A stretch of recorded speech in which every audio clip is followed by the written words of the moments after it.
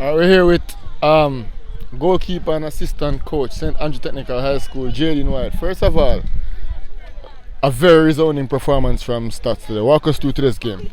Well, we came out here with the intention of getting goals and getting 3 points. I think we accomplished that.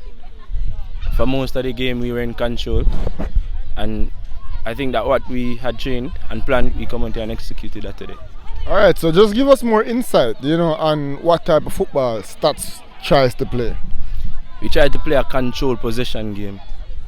We tried to play the ball around on the ground a lot, opening the opponents, and then we play behind them to get goals. Alright, so managing to score, was it 7 goals on the day? Speak to us about how it feels to run over a team in that sense.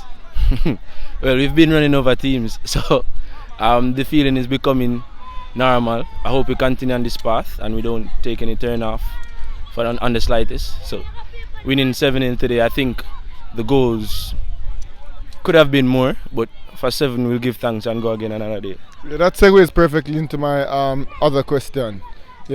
Although scoring 7 goals and winning the game quite easily, what points do you think Staths can improve upon after today's game? Well, there are points that we have to work on. I'm not going to say exactly what, but we know that we aren't preparing to play against the lesser teams. We are playing to compete. Some teams are participants and some are competitors, and the competitors are what we are trained to play against.